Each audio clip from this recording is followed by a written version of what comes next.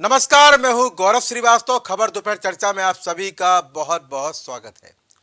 चर्चा लगातार हो रही है। चर्चा यहाँ पे विपक्ष की एकता पर भी हो रही है, चर्चा यहाँ अभियानों पे भी हो रही है, चर्चा यहाँ 24 के चुनाव पर किस तरह लड़ा जाए उस पर हो रही है, चर्चा यहाँ अपने आप को मजबूत कैसे करना उसको हो रही है, चर्चा यहाँ हो रही है अपनी पार्टी से किस तरह एक रणनीति बनाई जाए जिससे 24 का चुनाव जीता जाए, और चर्चा यहाँ पर यह भी हो रही है कि सत्ता पक्ष पर काबिज बीजेपी को कैसे हराया जाए।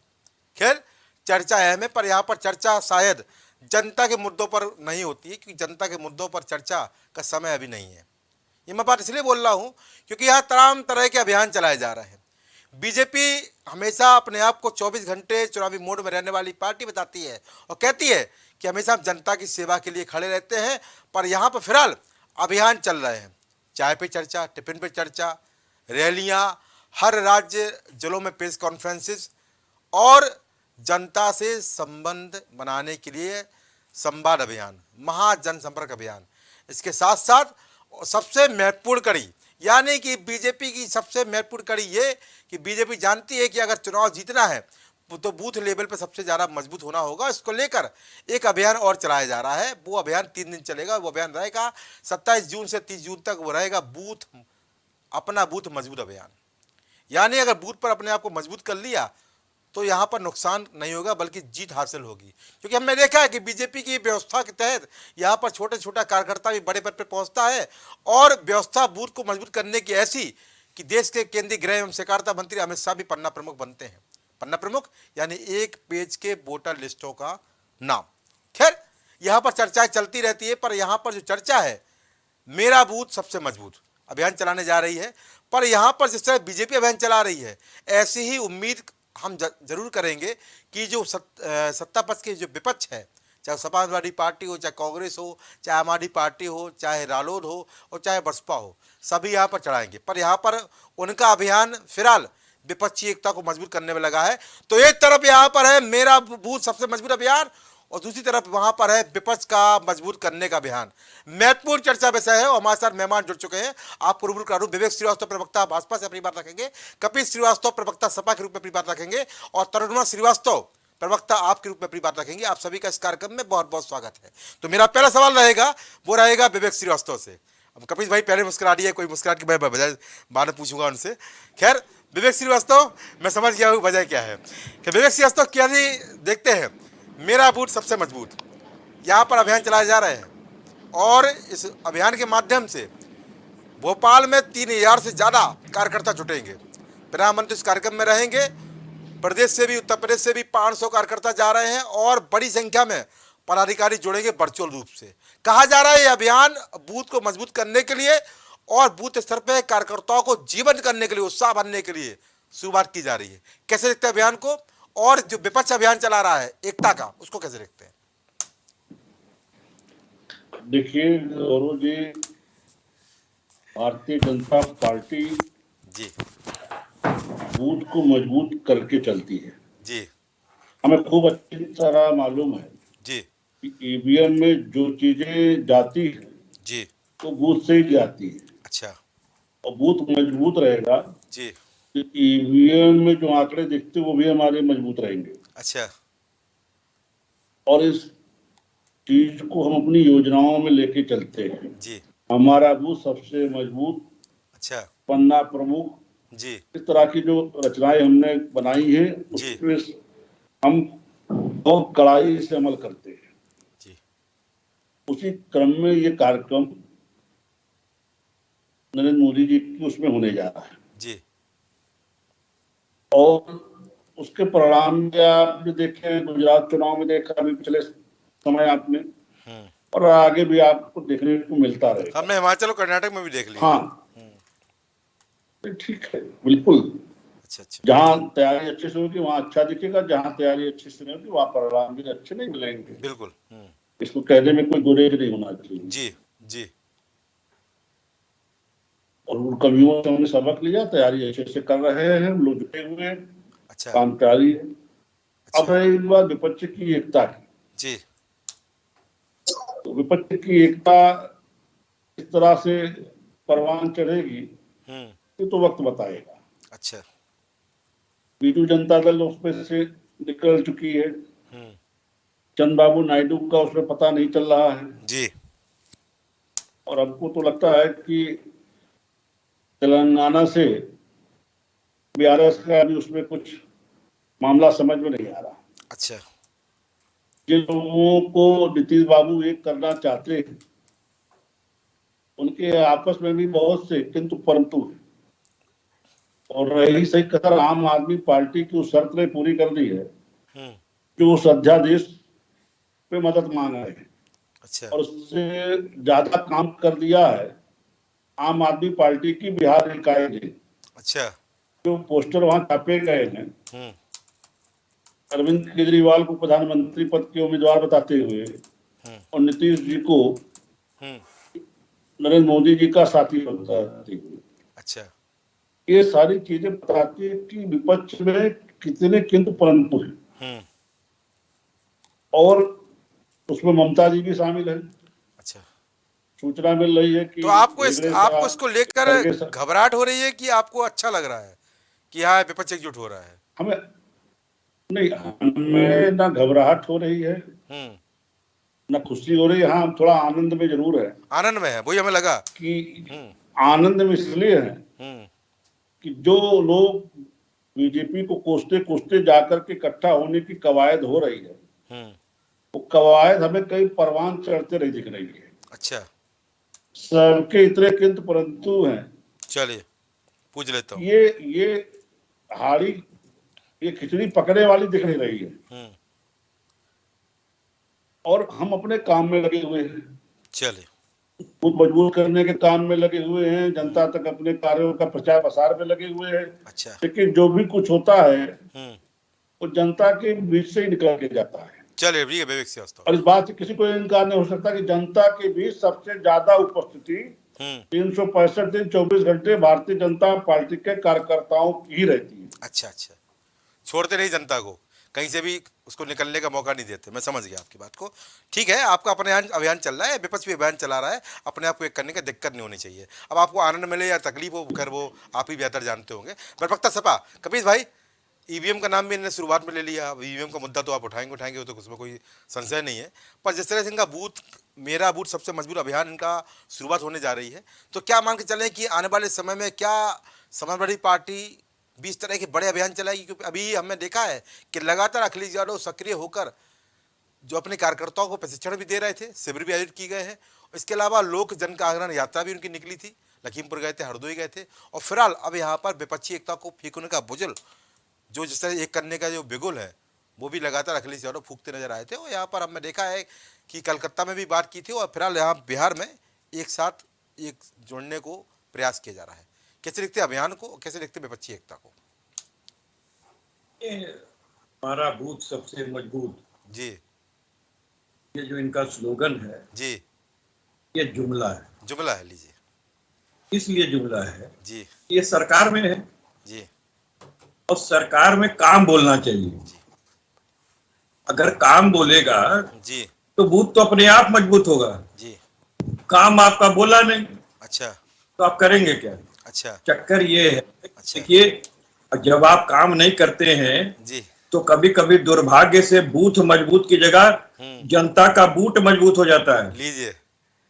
और तब उसके लिए और दिक्कत होती है। तो मैं तो इस बात को कह रहा हूं कि ये 365 दिन, सातों दिन जी, जो ये जनता के बीच रहते हैं और अपने आप को मजबूत करते रहते हैं, जी, तो फिर इनको क्यों पन्ना प्रमुख बनाना पड़ रहा है? लीजिए। क्यों इनको बूथ सबसे मजबूत करना पड़ रहा है? लीजिए। अरे भैया, आपके हाथ में डबल इंजन की सरकार है, अब तो ट्रिपल इंजन की सरकार है जी, और फिर भी बूथ मजबूत करना पड़ रहा है। अच्छा। तो इसका मतलब ही यही है कि लोग आज से नहीं जुड़ रहे हैं। आप लोगों को अपने यहाँ अगर कोई कार्यकर्ता बनाए हैं, उनका आप झाल मजीरा बजवा करके क्या नया कर देंगे? जी, भाई मैं तो एक बात ये पूछ रहा हूँ कि अगर वाकई आपने विकास किया होता वो दिखाई देता ना गौरव भाई? बिल्कुल।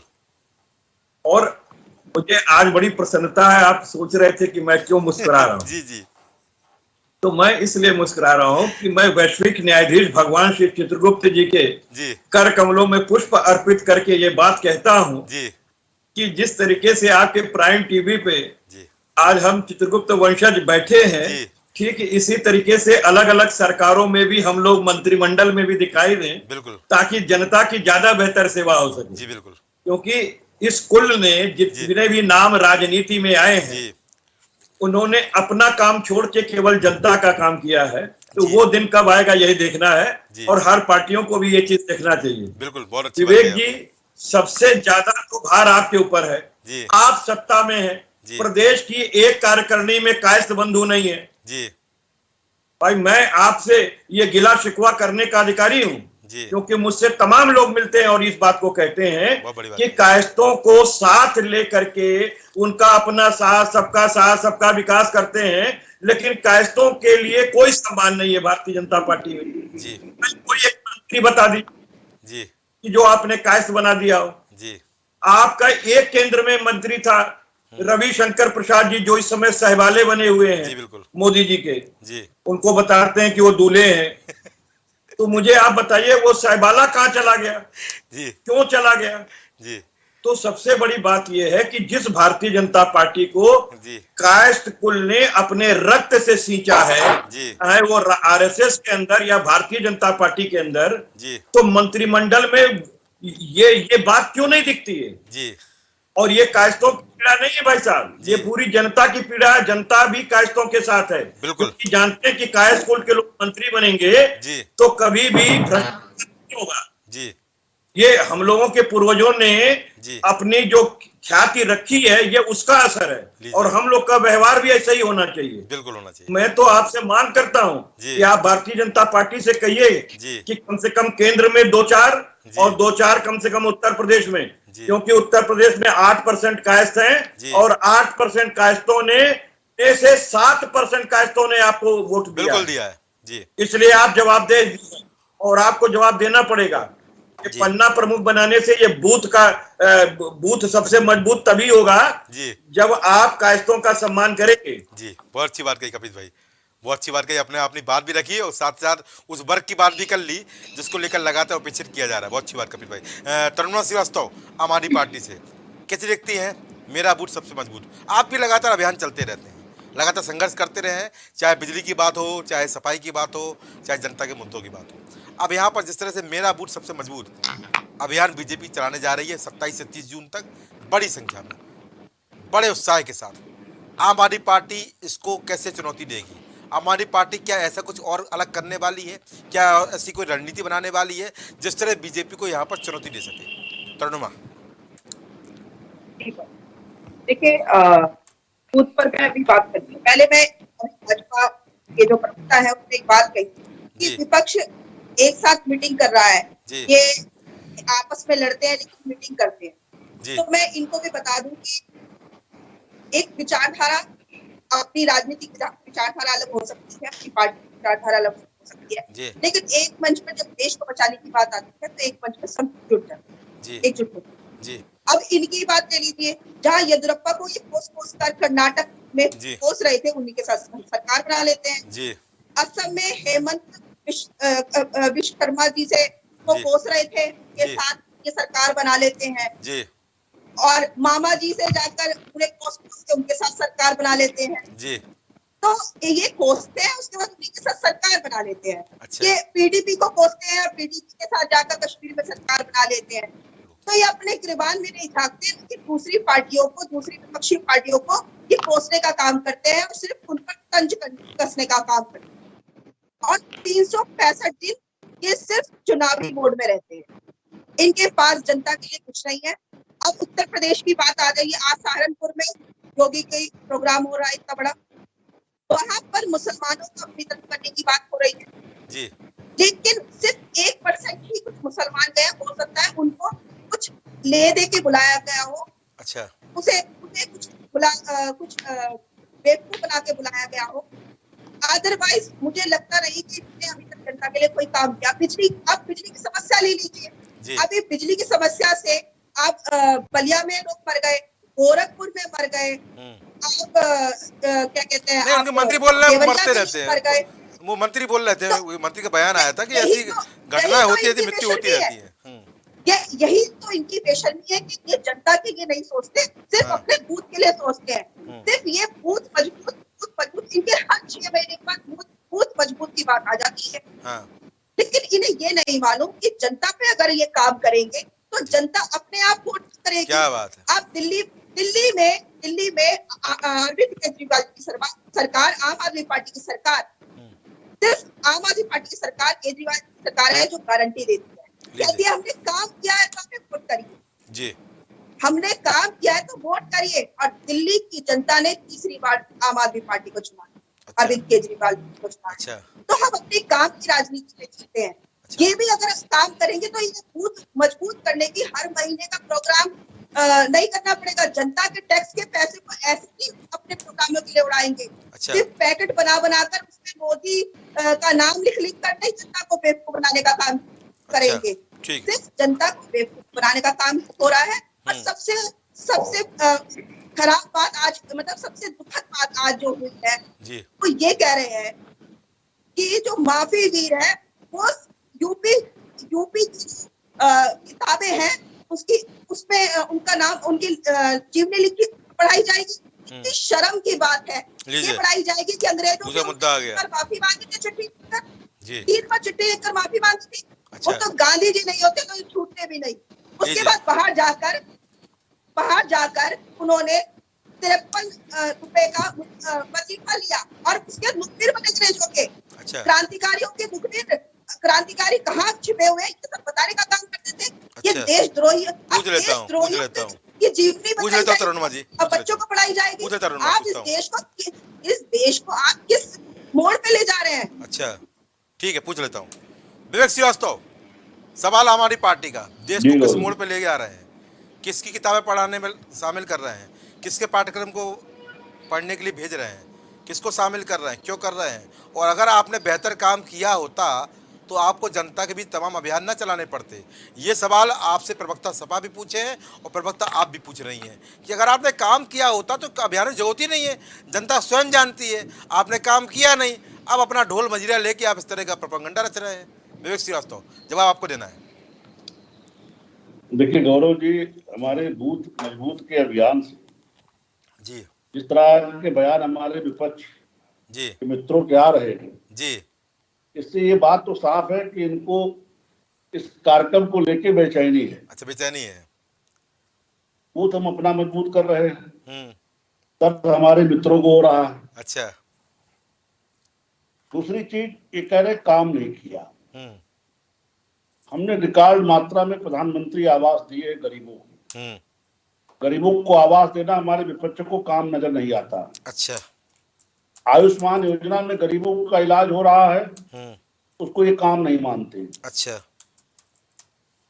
उज्ज्वला योजना में हमने गरीबों को गैस सिलेंडर दी, उसको ये काम नहीं मानते। अच्छा।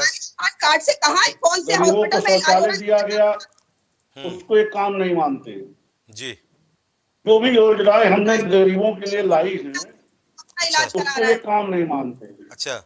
तरुणमा जी के नजरों में काम है 45 करोड़ का मुख्यमंत्री आवास, 8 लाख के पर्दे, 1 करोड़ का टीवी।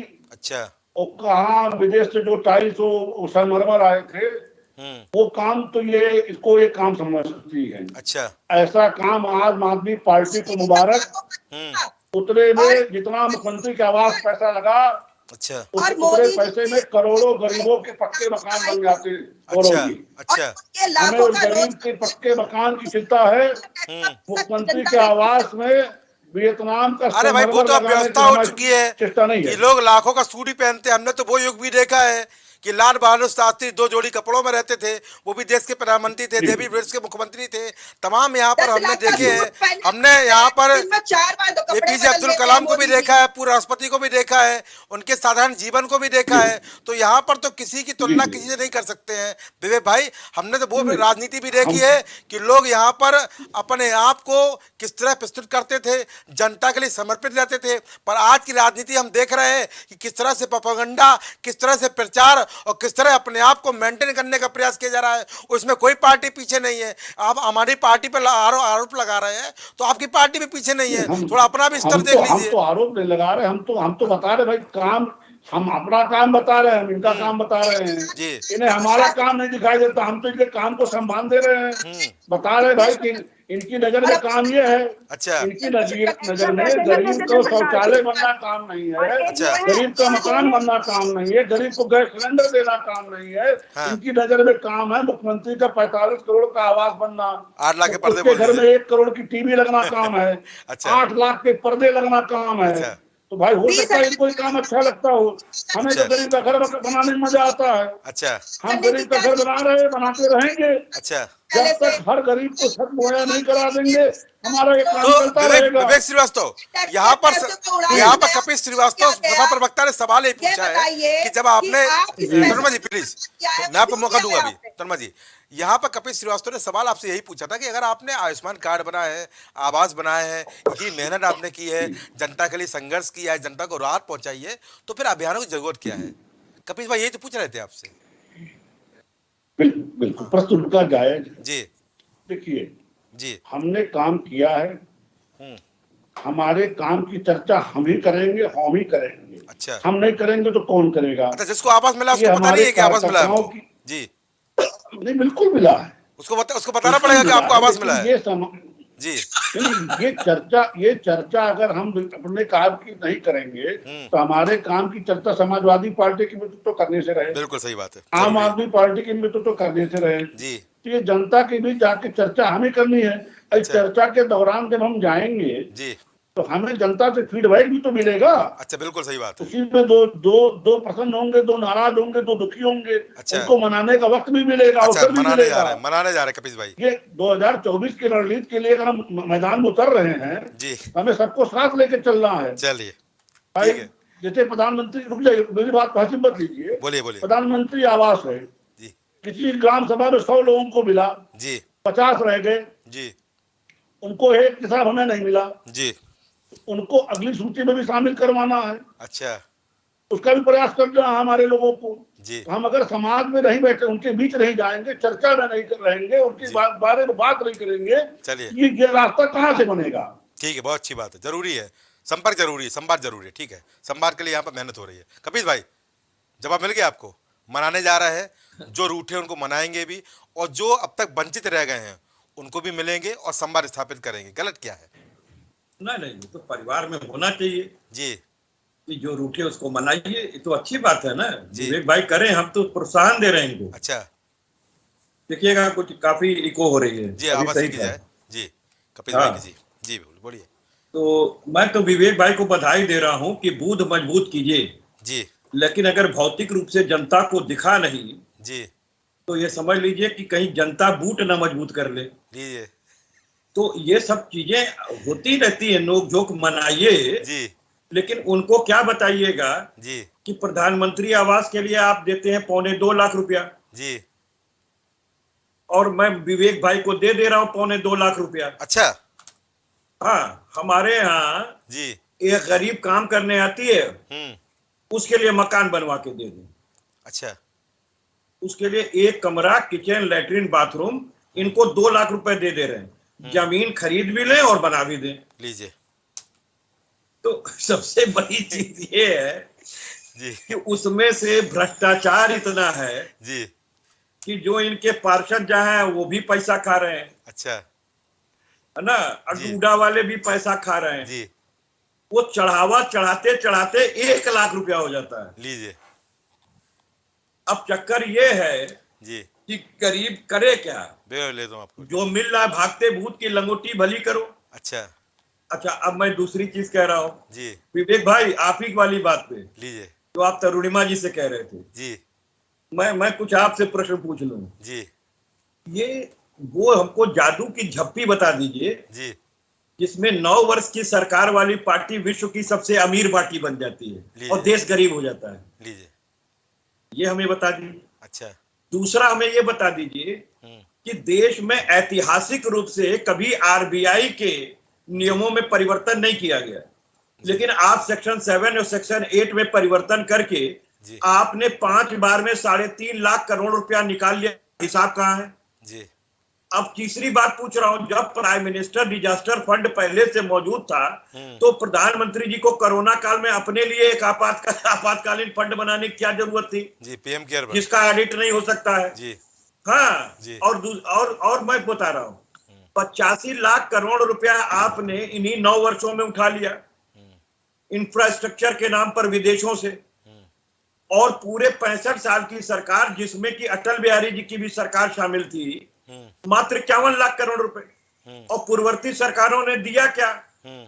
आपको क्या क्या दिया? इसरो दिया, डीआरडीओ दिया, हिंदुस्तान एरोनॉटिक्स लिमिटेड दिया, तमाम ऑर्डिनेंस फैक्ट्री दी, आईआईटीज दी, रुड़की दी, एमएनआर दिया, वाट नॉट दिया, एम्स दिया, डिस्ट्रिक्ट हॉस्पिटल दिया, सीएसटी दिया, पीएचसी दिया, और क्या बोलते हैं उत्तर माध्यमिक विद्यालय दिया, डिग्री कॉलेज दिया, यूनिवर्सिटीज दी।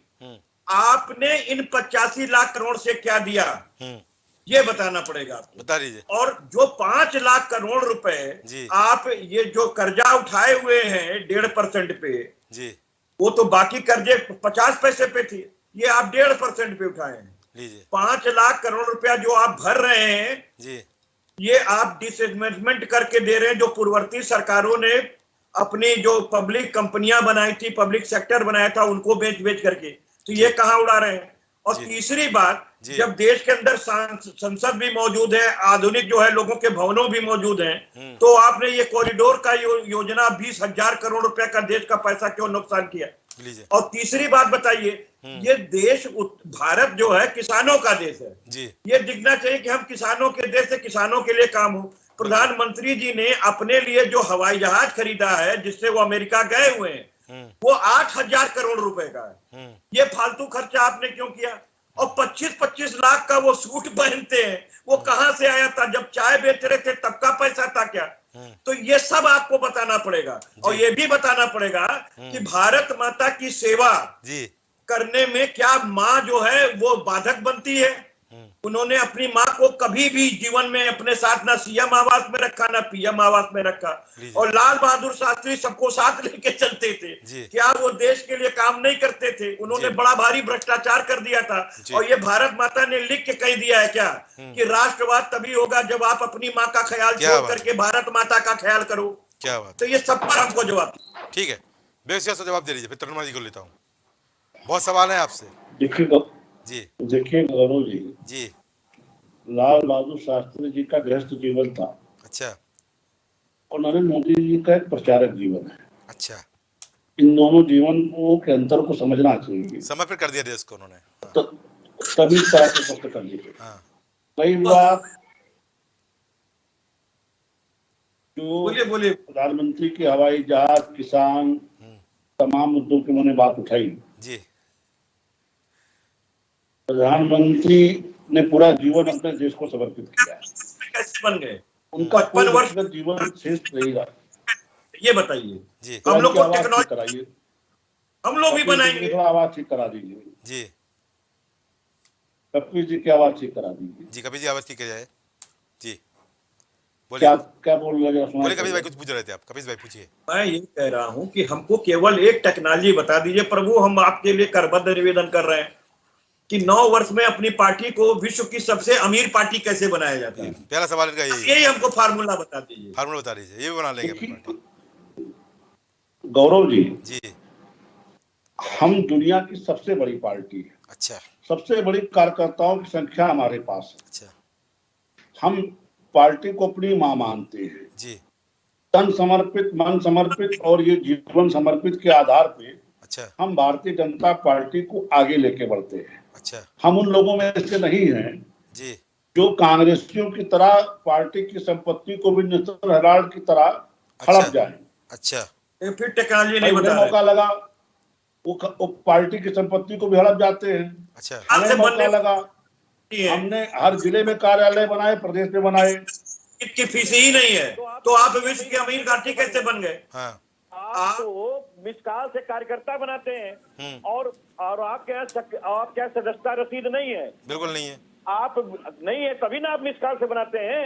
नहीं जो प्राथमिक सदस्य आप बनाते ही नहीं है पैसा लेकर के, तो ये पार्टियां के पास पैसा कहाँ से आ गया 9 साल में, यही तो जानना है महाराज। ये टेक्नोलॉजी बता दीजिए। अरे सुनिएगा विषय कपिल जी। हाँ सुनाइए जो मिस काल से जल्दी सुनाइए, समय बचाए 5 मिनट बचे बस। मिस काल से जो कार्यकर्ता बनाने की बात है वो प्राथमिक दस्ता है जी। उसके बाद हम सक्रिय सदस्य भी बनाते हैं। अच्छा। आजीवन सहयोग निधि का भी हमारे यहाँ प्रावधान है। इस तरह से हम उनसे शुल्क इकट्ठा करते हैं जिससे हम पार्टी के चंदा भी मिलता है, तमाम गतिविधियों का संचालन करते हैं। वो प्राथमिक सदस्यता पे आप मत गए, प्राथमिक सदस्यता के आगे सक्रिय सदस्यता, सक्रिय सदस्यता के आगे आजीवन सहयोग निधि, ये सब सारी हमारे रकम भी बताते जाएं जिसके साथ हमारा पार्टी का खर्च भी चलता है, पार्टी का हम निर्माण भी करते हैं आगे संगठन। अरे सर रकम भी बता दीजिए कितने में क्या ये बनाते हैं। प्रक्रिया है, इसको जी, समझना पूछा था चाहिए। तो है नहीं, कुछ समाधान तो नहीं प्रश्न नहीं उठा सकते यार। अच्छा। अब रही बात, अगर नरेंद्र मोदी जी ने संसद के नए भवन का निर्माण उनके नेतृत्व में हुआ हाँ। और आज हम उस बिल्डिंग से निकल करके संसद को वहां ले जाने में कामयाब हो रहे हैं जो अंग्रेजों के समय बनाई। कभी भाई आपकी बात लेता हूँ। बनवाए अपने लिए तो बनवाए नहीं कपीश जी, तो आपने क्यों इस क्रांति, देखिए मैं आपको समझा दे रहा हूँ। एक तो जो इन्होंने अभी उठाया तरुणा जी ने वीर सावरकर जी का विषय, तो वीर सावरकर जी पे प्रश्न उठाने से पहले उनको पूरा गहराई से इनको पढ़ना चाहिए। पढ़ ले पहले। राहुल अरे भाई हम लोग पढ़े हुए हैं, 60 रुपए की कह रहे हैं पढ़े हुए हैं, कह रहे पढ़े हुए हैं। आधा जीवन स्वतंत्रता संग्राम के पक्ष में बीता और आधा जीवन दलाली करने में। गौरव जी, अपनी जान बचाने के आंदोलन में सबसे लंबी सजा अगर किसी को हुई है तो वीर सावरकर थे। अच्छा। अरे महाराज तो इसीलिए ना घबरा गए, नए संसद भवन उनकी तो जान गई नहीं, बाकियों ने तो अपनी जान कुर्बान कर दी महाराज। 60 रुपए का पेंशन किसी ने उठाया, आप इस बात को समझ जाने दीजिए को। हमें बता दीजिए फांसी के तख्ते पे खड़े होने पे ये जनता मुझे लेके पूछेगी मुझ पर कि आप विश्व की अमीर पार्टी कैसे बने, क्या आपका कार्यकर्ता जवाब देगा। बारी बोलिए। गौरव जी, जी गौरव जी, जल्दी। वो अंग्रेजों से डर गए। आज हम अगर गुलामी के प्रतीकों से देश को आजादी की चिट्ठी लिखी और तब गांधी जी को आना पड़ा, तब जाके सुन लीजिए, सुन लीजिए, जल्दी बोलिए, जल्दी समय कम है, बोलिए। गौरव जी, अगर हम देश बाकी लोगों को लेना है। गुलामी के प्रतीकों से लेकर के आजादी के काल के जी, आजादी के काल के गौरव स्थल तक ले चल रहे हैं जी, उसके पीछे इनको पंडित राम प्रसाद बिस्मिल की फांसी के तख्ते पे उस अंतिम इच्छा को समझने की जरूरत है। जब उनसे जेलर ने उनकी अंतिम इच्छा पूछी थी तो उन्होंने कहा था कि मैं चाहता हूं कि मेरी अर्थी को कोई अंग्रेज या अंग्रेज फौज का सिपाही हाथ न लगाए, मेरी अर्थी अपवित्र हो जाएगी। अच्छा। हमारे क्रांतिकारी, हमारे स्वाधीनता सेनानी अंग्रेजों के प्रतीकों, अंग्रेजों से कितने गड़ा करते थे, उस भावना को लेकर कपिल जी समझ जाते थे, पर सुनना उठा रहे। हम गुलामी को सारे प्रतीकों को मिटा करके आजाद भारत का निर्माण करना। कपिल भाई ने यहाँ पर तमाम तरह की चीजें गिनाई, सुन लीजिए भाई। हिंदुस्तानी कपिल श्रीवास्तव जी ने तमाम तरह की चीजें गिनाई जो कि कांग्रेस शासन काल में देश को मिली है। इसरो से लेकर DRDO से लेकर तमाम चीजें संस्थाओं ने बताया। वो कह रहे हैं आपने क्या बनाया। हमने उससे आगे के सिलसिले जितने रिकॉर्ड मात्रा में हमने एम्स दिए, अपडेट कर दिया, मेडिकल कॉलेज दिए, नए राजमार्ग दिए, नई ट्रेनें दी, नए एक्सप्रेस वे दिए, नए एयरपोर्ट दिए। अच्छा, हमने दिए। अच्छा, और इसी के साथ साथ गरीबों को चलिए आपकी बात आगे। कपिल भाई पहले तरुणा को लेता हूँ, कपिल भाई की बात लेता हूँ, ठीक है। गाँव तक बिजली पहुंचाई, चलिए ठीक है, योजना ने उनकी इलाज सुविधा, ठीक है जी। और तो किसी गरीब को भूख से मरने नहीं दिया, भूखे मरने नहीं दिया, 80 करोड़ लोगों को राशन दिया, ठीक है, बहुत अच्छी बात है। और ये एक बहुत बड़ी बात हो, यह एक रिकॉर्ड है, मुझे पता रिकॉर्ड है कि WHO ने भी कोरोना के समय में केवल 14.5 करोड़ लोगों को खाद्यान्न दिया था और लगातार भारत सरकार द्वारा 80 करोड़ लोगों को यहाँ राशन दिया गया कोरोना के समय से लेकर, और शायद अब भी योजना चल रही है, ठीक है। तरुणा श्रीवास्तव अपनी बात कहिए, मैं कपिल भाई को लेता हूँ। तरुणा जी बोलिए। देखिए, ये अपना उत्तर प्रदेश में करने की बात जी, खुद की बात योगी सरकार गई थी, वो उत्तर प्रदेश में कहाँ है, ये इसका सवाल, इसका जवाब दें। पिंक बूथ जो लड़कियों के लिए, महिलाओं के लिए बनाया गया था, वो कहाँ है, वो क्यों नहीं इस उत्तर प्रदेश के बने हुए हैं भाई, बने हुए हैं। सिर्फ लखनऊ के अलावा किसी भी, अगर आप किसी भी जिले का दिखा दीजिए, कहीं भी कोई भी जिले, मैं तो इनके द्वारा कहे गए स्मार्ट सिटी गाजियाबाद में रहती हूँ, अच्छा। जहाँ एक भी पिंक बूथ नहीं है। अच्छा, सिर्फ पूरे जिले में, मैं उत्तर प्रदेश के बहुत सारे जिलों में तो गई, अभियान चलाइए पिंक बूथ पर, लखनऊ उम्मीद के करेंगे अलावा हम। कहीं भी पिंक बूथ नहीं है जी। इनका। रोमियो स्क्वाड वो कहाँ गया? अच्छा। वो कहाँ गया, ये बता दीजिए मुझे। जो महिलाओं के ऊपर उत्तर प्रदेश में अत्याचार बढ़ते जा रहा है, सच्चाई ये है कि इनके खुद के मंत्री, इनके नेता ही महिलाओं के साथ सबसे ज्यादा अत्याचार कर रहे हैं। अब मेरठ का मामला ले लीजिए, वकील, इनके ही मंत्री, इन्हीं के नेता उस नाबालिग लड़की के साथ अत्याचार करते थे। जब उसने अपना मुंह खोला और केस दर्ज किया, अब वो भागे वाले उस पर ये मामला आपको भी पता है, सबको पता है। अब वो आराम से, वकील तो गायब है, लेकिन मंत्री जी अपने घर पे है, उनके नेता घर पे है, उस पर कोई भी पुलिस कार्रवाई नहीं कर रही है, मुंह पे चुप्पी साधे बैठी हुई है। ये बृजभूषण पे कोई बात करना नहीं चाहती। ये किसी भी अपने बलात्कार, जो रेपिस्ट है, उन पर बात नहीं करना चाहते। ये उत्तर प्रदेश में महिलाओं के साथ जो अत्याचार हो रहा है, उस पर कहाँ काम कर रहे हैं? कहाँ, उसके लिए कहाँ बूथ बनाया गया कि जाके अपनी बात रख सके, FIR दर्ज कर सके? इसका जवाब मुझे दे देंगे। ठीक है, ठीक है। कपिल श्रीवास्तव अपनी बात करिए, फिर बेबी का जवाब लेता हूँ। तो सीधी बात है, हमने जो आपको इंफ्रास्ट्रक्चर गिनाया है, ये ऐतिहासिक रूप पहले से ही इसका पैसा से उठा करके का सब, और एक भी नहीं करा जी, तो आपको शर्म आनी चाहिए जी।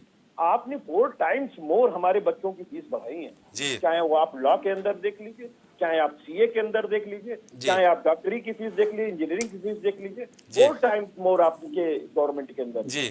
और आप पैसा तो ज्यादा ले रहे हो, लेकिन आप योग्यता उनको नहीं दे पा रहे। बिल्कुल, ये हम नहीं कह रहे हैं, विश्व की रिपोर्ट कह रही है। ये कह रहे हैं इनके यहाँ कोई मरा नहीं भूख से, तो इंडेक्स, जो भूख का इंडेक्स है, उसमें आप 113वीं पोजीशन पे कैसे चले? 100 से हट के 13वें पे आ चुके हैं, 113 पोजीशन जी। तो ये विवेक जी आपकी बातों से कहने से, देखिए जुमला पार्टी है आप, जुमला पार्टी लीजिए, नहीं जुमला पार्टी है ही, हर चीज को कह देंगे। हमने कहा था, लेकिन जुमला था, 15 लाख करोड़ जुमला, बुलेट ट्रेन जुमला, 150 स्मार्ट सिटी जुमला, बनारस कोयटो जुमला, तो सब तो जुमला है।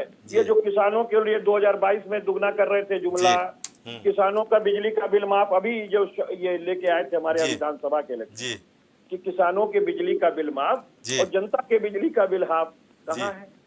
तो विवेक भाई का भी घर आता है उस चपेट में। अच्छा आता है।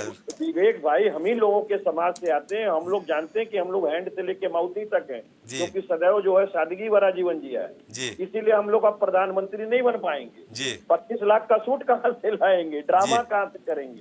ये सारी चीजें दिक्कत है विवेक भाई। जो हकीकत है वो कह रहा हूँ, बुरा लग सकता है किसी को।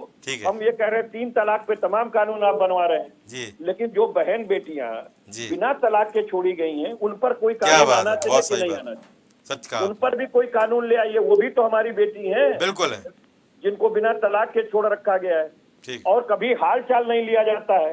माँ भारती के लोगों को, माँ को अपने साथ नहीं रखा जाता, और आप माँ भारती के कितने हो जाएंगे?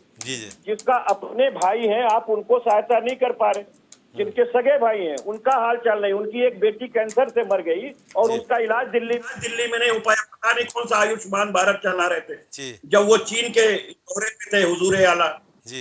हमें आप बताइए, अगर वो अपनी भतीजी की जान अपने वेतन से भी बचा लेते या एक कोट नीलाम करा करके बचा लेते, तो कम से कम ये अपराध तो नहीं होता और ये भ्रष्टाचार भी नहीं होता। लेकिन वहां नहीं कि अदानी साहब को 12 लाख करोड़ दे के विश्व का सबसे अमीर आदमी बना दिया गया और उन पर एक भी जांच नहीं। तो विवेक का इस्तेमाल, चलिए जवाब लेता हूं। और राष्ट्रवादी हैं आप, इसलिए मैं कहता हूं इन गैर राष्ट्रवादियों का साथ छोड़िए जो राष्ट्र बेच रहे हैं। क्या बात, नीलामी कर रहे हैं। बहुत अच्छी बात कही आपने। विवेक श्रीवास्तव, हम लोग के साथ शामिल हो जाइए। जी शामिल हो जाइए, आप भी विपक्ष में। कविता जी बोले हैं, बोलिए जी। जवाब की बात स्पष्ट कर दीजिए, आवाज फ्लक्चुएट कर रही थी। दोबारा पूछ लेता हूँ कपिल भाई, दोबारा बोल दीजिए, उनको आपकी आवाज समझ में नहीं आई। मैंने देखिए इतने तर्क आपको दिए हैं और विद एविडेंसेस दिए, क्योंकि मैं एक अधिवक्ता हूँ तो अपनी बात बिना साक्ष्य के नहीं रखता। मैंने आपके सामने सारे आंकड़े दिए। ये सारे आंकड़े सतपाल मलिक साहब की जो बात थी राष्ट्रवाद के प्रति, पुलवामा अटैक और अन्य अन्य चीजों को लेकर के। जी मैं ये कह रहा हूं कि भैया आप तो राष्ट्रवादी हो, आप जिस कुल में जन्म लिए वो राष्ट्रवादी कुल है, जी तो आप कहाँ यहाँ पड़े हुए हो? लीजिए आप हम लोग के साथ आओ लिया हुआ था और देश बेचने वालों के विरोध में हमारे साथ खड़े हो जाओ। लीजिए न्योता मिल गया है। देवी भाई बोलिए, जवाब दीजिए। न्योता भी दिया है आपको और एक कटाक्ष भी किया है। जी कपीस भाई हमारे बड़े भाई है, मित्र है जी, उनकी अपनी भावनाएं हैं जी जहां तक भारतीय जनता पार्टी का सवाल है, जी, भारतीय जनता पार्टी जात की राजनीति विश्वास नहीं रखती। अच्छा क्योंकि उत्तर प्रदेश में जाति के बिना राजनीति संभव नहीं है। अच्छा दोनों राजनीति के दो पहलू हैं। जी भारतीय जनता पार्टी जात के राजनीति विश्वास नहीं रखती, जी, लेकिन जब आप उत्तर प्रदेश में आएंगे तो बिना राजनीतिक समीकरण के आप यहाँ राजनीति कर नहीं सकते। तो विश्वास नहीं रखती, करती क्यों है? नहीं, जात की राजनीति भारतीय जनता पार्टी नहीं करती। अगर जात की राजनीति करती होती, अभी आप भी बोल रहे हैं कि नरेंद्र विश्वास मोदी जी की जात की विश्वास नहीं सबसे रखती है पर करती वही है। नहीं सुन तो नहीं, मैंने ये नहीं कहा।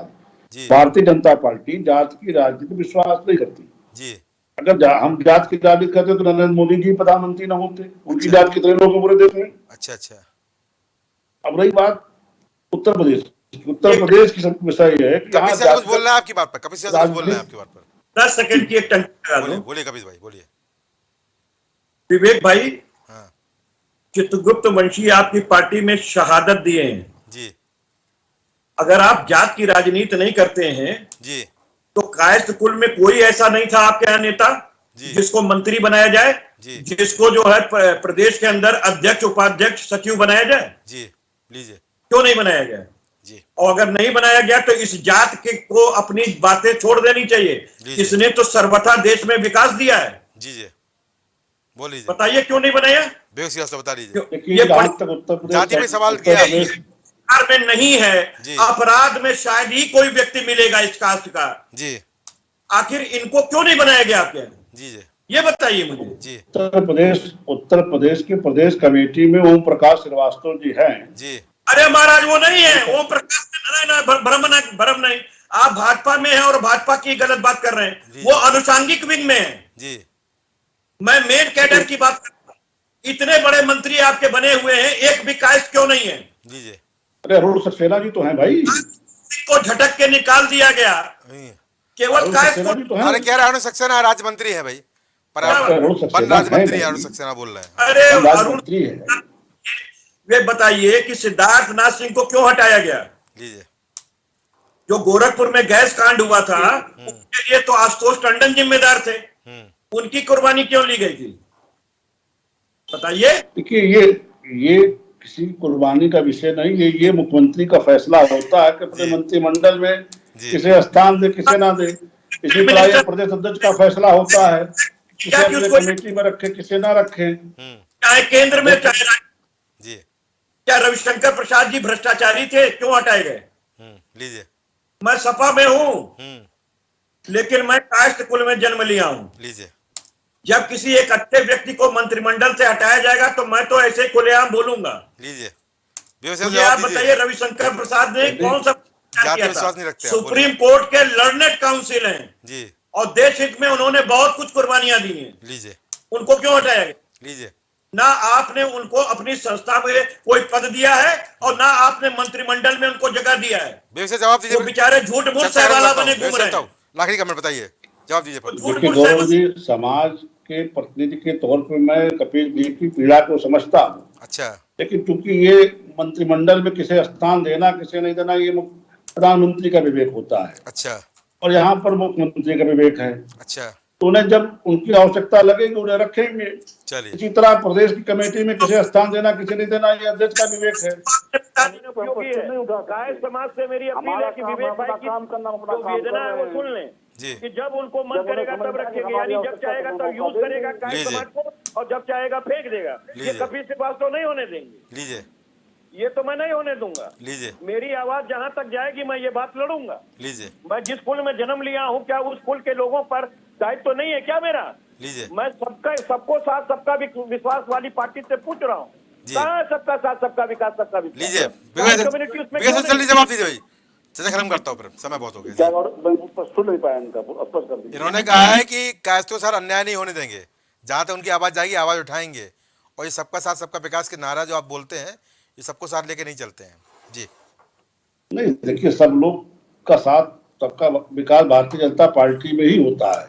हम किसी जात की राजनीति नहीं करते, ठीक, सबका काम होता है हमारी पार्टी में। अच्छा और रविशंकर जी मंत्री भी रहे हैं जी हमारी पार्टी में, हमारे समाज के लोग राज्यपाल भी हैं आज की स्थिति में। जी ऐसा नहीं है, किसी कहाँ किसकी उपयोगिता ये ऊपर वाले तय करते हैं, जिसकी जहाँ उपयोगिता होगी उसे वहां अवसर मिलता है। अच्छा ठीक है। अरे तो इसीलिए तो आपको आवाज उठानी चाहिए। चलिए आवाज उठाएंगे, और यहाँ पर आवाज उठाते चले आ रहे हैं, और हम भी अपनी आवाज उठाते रहेंगे, क्योंकि आप उठा तो रहे। और हम खबरन बीस है, हम हमेशा आवाज उठाते आएंगे, चाहे सरकार की अच्छी बात हो, चाहे विपक्ष की बुरी बात हो, और चाहे जनता के मुद्दों की बात हो। तो आज की चर्चा में जुड़ने के सभी का बहुत बहुत धन्यवाद। तो यहाँ चर्चा बड़ी महत्वपूर्ण थी, और चर्चा थी यहाँ पर जिस तरह से हमने देखा कि यहाँ पर मेरा बूथ सबसे मजबूत अभियान चल रहा है, तो वहीं विपक्ष का अपने आप को एकजुट करने का अभियान चल रहा है। अब इस अभियान में कौन सफल होगा, 24 का चुनाव कौन जीतेगा, ये फिलहाल भविष्य के गर्भ में निहित है। पर अपने इस कार्यक्रम के माध्यम से मैं एक ही उम्मीद करना चाहूंगा कि बूथ अभियान, एकता अभियान से अलग अगर कोई अभियान जनता के मुद्दों के लिए चल जाए, तो शायद कुछ अमर हो चुके मुद्दे खत्म हो जाएंगे, और उससे तस्वीर भी बदलेगी और तकदीर भी बदलेगी हमारे देश की, हमारी जनता की, और शायद हमारी भी। तो आज की चर्चा में इतना ही। नमस्कार।